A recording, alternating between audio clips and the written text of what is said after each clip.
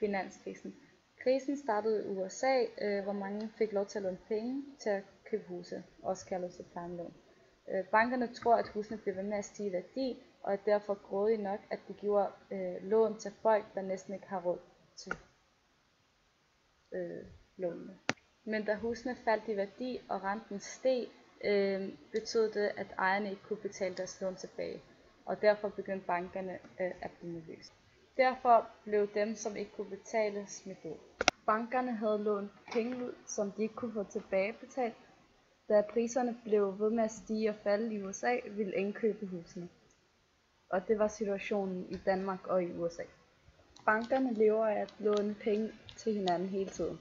Fordi at nogle banker krakkede, turde andre banker ikke at låne dem penge. På den måde ramte det alle banker, også dem, der ikke gav dårlige lån i første omgang. Krisen bliver værre, alle har brug for at låne, men ingen banker vil give lån.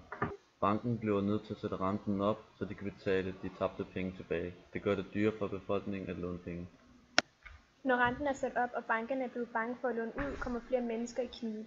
Flere kan ikke betale deres lån. Vi befinder os i en ond cirkel. Finanskrisen, der startede med ejendomsmarkedet og bankerne, som nu har bredt sig til resten af økonomien. Virksomheder må lukke, andre fyre folk. Når flere mister deres indkomst, bliver det endnu sværere at betale lån. Flere og flere folk tvinges til at sælge deres huse for lejligheder.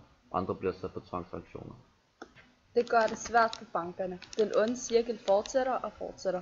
Det er den cirkel, som politikere og banker nu forsøger at stoppe.